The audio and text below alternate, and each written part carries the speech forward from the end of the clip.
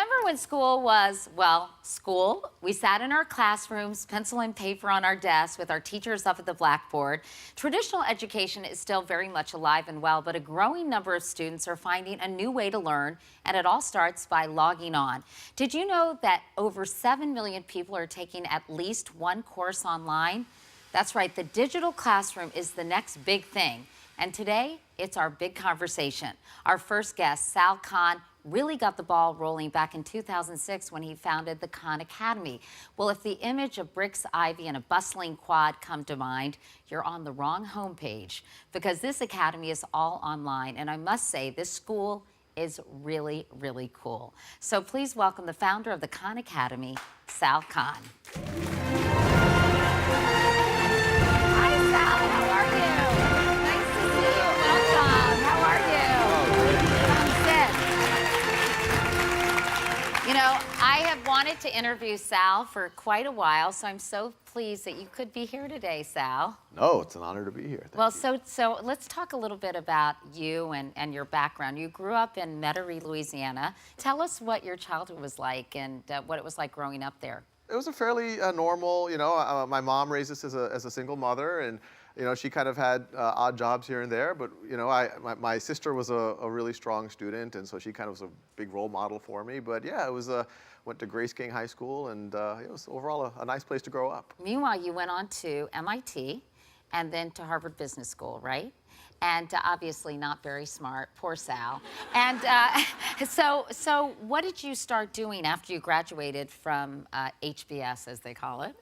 Yeah, my first career after undergrad was I worked in tech, but then I went back to business school, and after business school, I found myself, I was an analyst at an investment firm. And you probably thought you were going to stick with that, and then something happened. It was in 2004, it was my cousin, Nadia. Her and her family had visited up in Boston after my wedding, and it just came out of conversation that she had just taken a placement exam after 6th grade. They were tracking her into the slower math track, and her mom didn't go to school in this country, so I don't think she fully appreciated what the implications might be for Nadia later on.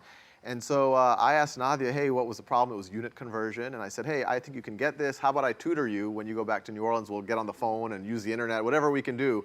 And then I started working with her younger brothers, and then word got around the family that free tutoring was happening. And so I found myself working with about 10, 15 cousins every day after work on the phone, instant messenger, whatever else. And one friend said, hey, to help yourself scale up, why don't you record some of your lessons as videos and put them up on YouTube? And I immediately thought it was a horrible idea. I said, no, YouTube is for cats playing piano. It's not for serious mathematics. Unit conversion, That's yeah. right. But I got over the idea that it wasn't my idea, and I gave it a shot. And yeah, long story short, those videos, my cousins, they famously said that they liked me better on YouTube than in person. And it took off from there in a very serious way. When did you realize, wow, this could be a really big idea? Because here it went from helping Nadia with her math exam to being a huge, huge enterprise. I mean, did you have an aha moment, Sal, when you thought, wow, this has scalability, as they say? Yeah, I think it was in early 2007. Obviously, my cousins liked them, and I kept making more content. I saw the view count, and I saw it growing and growing. And then comments started to come in, and those first comments were just, simple thank yous. And even that was a big deal. I don't know how much time you'll spend on YouTube. Most of the comments are not thank you.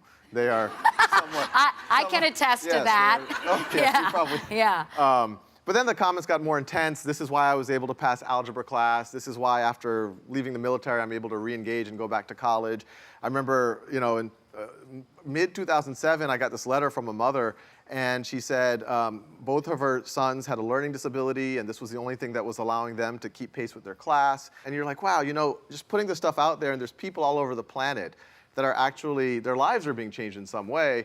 That was a moment that there's something here. And then the viewership just kept growing and growing and growing. And by 2008, 2009, it's kind of, it overtook my life. And in fact, you've got some pretty impressive supporters, one in particular named Bill Gates. And he got involved with the Khan Academy early on, didn't he?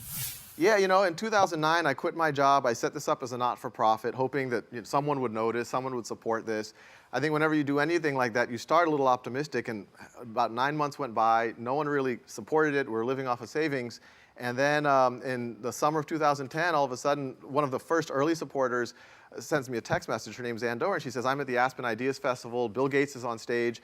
Last 5 minutes talking about Khan Academy.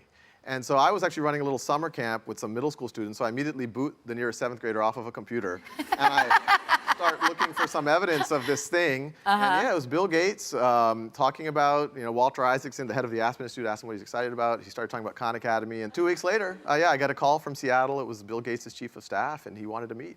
And he has largely financed the Khan Academy? He has been one of, amongst others. Because the classes are free. Yes, we're not-for-profit, 501c3, philanthropically supported. The Gates Foundation has been a major supporter. Google at around that same time reached out. Many other, Broad Foundation.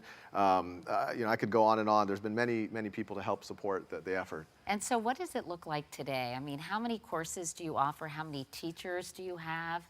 Yeah, so where it is now, there's 5,000 videos on Khan Academy, but at least in our mind, that's not even the meat of what it is. As soon as these other foundations reached out and said, what would you do? We said, well, videos are part of it, but we want an interactive platform. People should get unlimited practice, feedback, tools for teachers.